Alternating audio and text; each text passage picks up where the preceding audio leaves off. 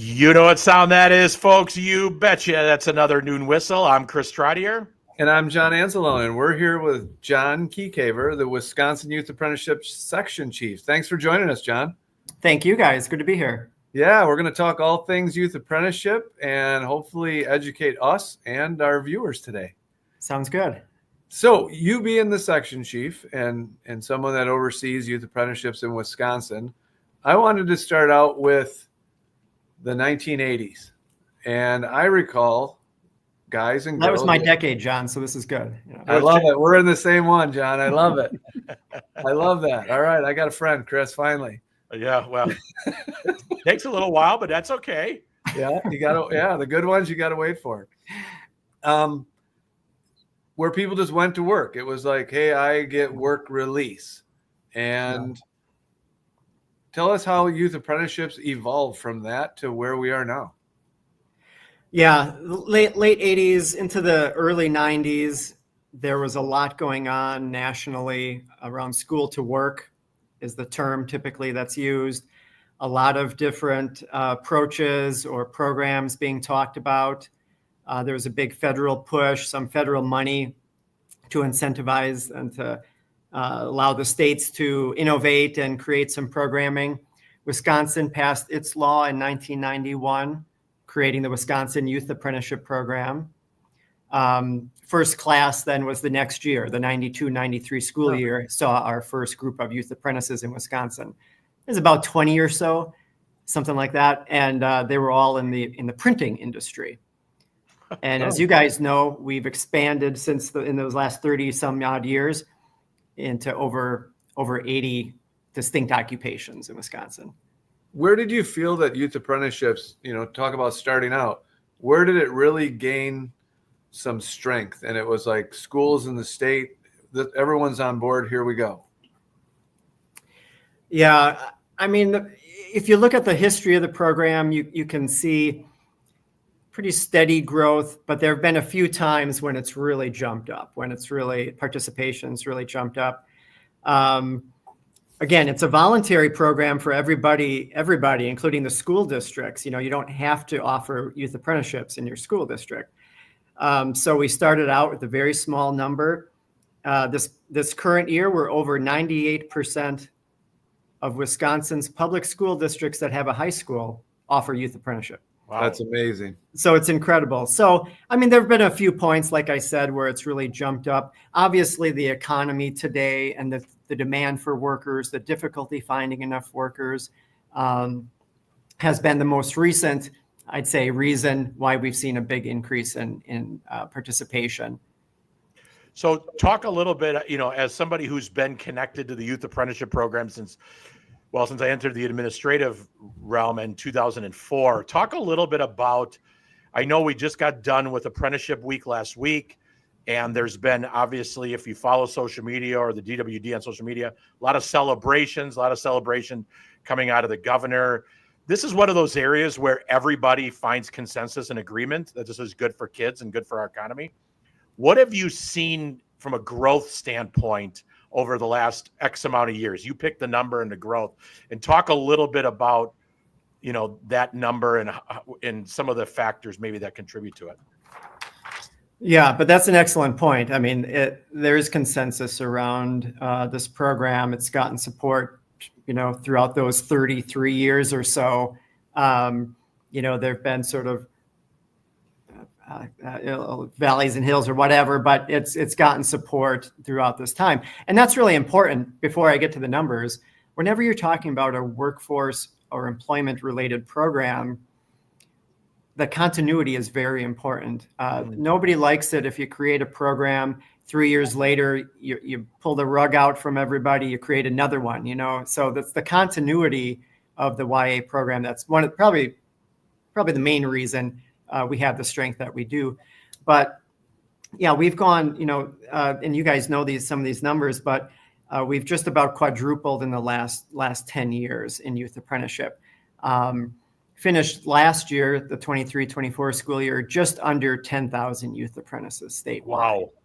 Wow. Amazing. So, it's the largest program. And I think a couple of years ago, I remember like a $5,000 number. Yeah. I mean, it was really, tripled like in the last 5 or 6. I mean, we've hit a period of growth where the charts, like that. Yeah, it's and again, it's I think due to a number of factors. The overall big one is the economy and the workforce shortages that have come about because of the demographic shift. We're all getting older, and so a lot of retirees, and employers really need to be able to find some mechanisms or some strategies for reaching out to younger workers. And I know we'll talk about that in a second, but YA has proven to be a very successful model for doing that. Yeah.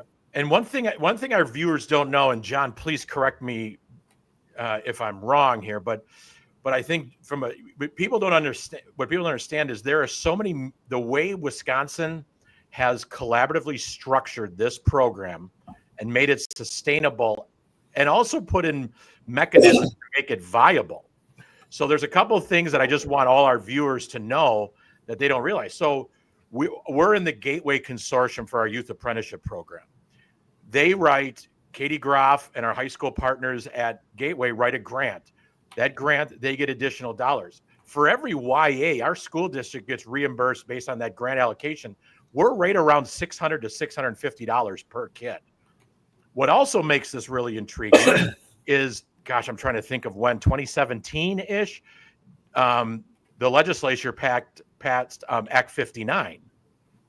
And then in Act 59, DWD started funneling money through DPI, through the CT incentive grant. And then they also, because it's an industry recognized certification, but it's also a certified work-based learning experience, we get additional dollars that way. So our dollars, this is a program that is viable and self-sustaining because we have dollars coming in for every kid. So when we talk about like why this is so successful, it's a win for the employers, it's a win for the school district, and most importantly, it's a win for the kids. So go ahead. Oh yeah. Spinning off that, Chris and John, I'd be interested in your opinion. I'm a parent or I'm a student and I'm thinking about doing this. What's the advantage of me getting involved in the youth apprenticeship program? Oh yeah. I mean, there's a lot to talk about, and to Chris's points about the structure, I mean, we can spend some time on that too. I mean, the original design was really quite brilliant, I think, where and it's a state statute where we oversee the program at the state level, but we're able to provide funds, as you were saying, Chris, to local, what we call consortia. And you mentioned, Gateway. We have 40 consortia around Wisconsin. Those are basically collaborations of school districts, chambers of commerce, tech colleges, and so on that want to make sure the program is offered in their schools in their area. So the design is really interesting, and I think a big part of why it's so successful. But to the benefits, John, for the students, it's a great way to get not only exposure to, but real work experience in a career field they're interested in. I mean, you in the schools work with students. There's all kinds of career exploration activities these days after, academic and career planning law passed a few years ago, especially. So, students have these interests. Well, what are they going to do with them? Youth apprenticeship is a great opportunity to actually go to work in that field. All these other opportunities, volunteering or unpaid internships, all of those things have their place, in that high school experience. But youth apprenticeship is employment. I mean, they are getting real experience, a real work experience in a very supported way, right? You guys know this. Yep. Yeah, there's a mentor at the work site. Yes. There are you guys in the schools helping with schedules and just whatever is going on. I mean, it's an incredibly well-supported experience, I would say, for the students. And one of the things what I love about it is I just met with and John Anzalone, you were a part of this. We just met with we have been meeting with the Sheriff's Department in Walworth County, because obviously we know this recently, fire protection and law enforcement was passed as a YA pathway. So we're looking to build something with our county partners. And it's so cool to see that, you have these kids, they have to get 450 hours. They can do 2 years of this. I mean, when we talk about they got to make minimum wage, well, let's be honest. The minimum wage for a YA right now is $15 an hour. Oh yeah. They're getting. Yeah, I think. Go ahead, John. Sorry. Yeah, I think across all of our programs, the average wage is about $13, but in some fields it's higher. I mean, it's great. Law enforcement and fire protection are a couple of our more recent programs that we were able to create. And that's part of our role at the state level is we pull together employers in these different fields and we say, what should youth apprentices learn on the job site? You know, it's not just us sitting here coming up with all this ourselves. So employers are shaping the program. They're helping us build these programs. So right off the bat, we know there's demand in these fields. We know the programs themselves are relevant, you know, to what employers needs are. And we're at 83 different occupations right now, covering all 16 career clusters. So everything from construction and IT to healthcare and manufacturing, STEM occupations. You guys know this, just such a variety. So that's really one of the advantages too. I think any high school student can look at that list and find something they're interested in, or you know, there's something that it matches what they are interested in already, and they can go out and get that experience. Sorry. Is it valuable? Is the program valuable to find out maybe that you're not interested in something? Oh yeah, I think so. I consider that a huge success. If you enter this program, you're working in a field that you know are interested in or you're curious about, and you're continuing on in school, you're getting the related instruction, right? That's another piece of the program. Classes that you're taking that are related to the field. That's the basic apprenticeship model is the training and the work site and training in the classroom. They augment each other. So you've got that experience, but over a little bit of time, maybe you think, oh, okay, well, you know, maybe I don't like directly working in a healthcare space, or maybe I want to work more this way, and they go a different route. I would say that's a huge success. You know, they've had great experience. They've gotten some work experience, gotten all of the, you know, employability skills and all those good things that just come with employment, period. And they've discovered something, you know, about their interests. So I personally think that's a great success. Well, I think the other thing too is they're getting paid. They're getting high school credit. And in our district, it's a weighted credit. Kids can get up to a half a credit per trimester. And John Anzalone's son was a YA and is still in the field as a plumber. Sure.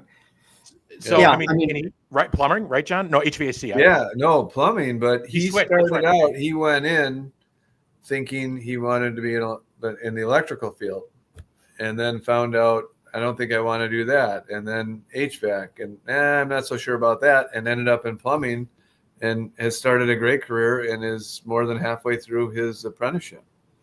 Oh, that's great. So as an employer, go ahead. Yeah.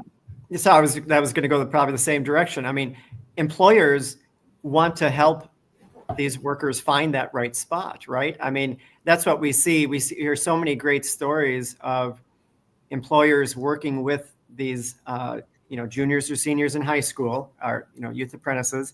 And even if that exact occupation isn't where they want to go, they've got this relationship with an employer, and everyone's invested into this relationship and to this experience. And so a lot of times the employer will open up other opportunities, you know, in their business after discussing this with the youth apprentice. So a lot of great things are happening, you know, that we hear about. And I think, to your point about the employer benefit, like obviously there's things they have to iron out on their end, culture, kind of the learning culture, the support, the mentoring, maybe some, you know, of the insurance issues. But when you get that honed in, I always tell employers, like, when it comes to your talent acquisition strategy, I can't give you the easy button, but I can sure give you the easier button.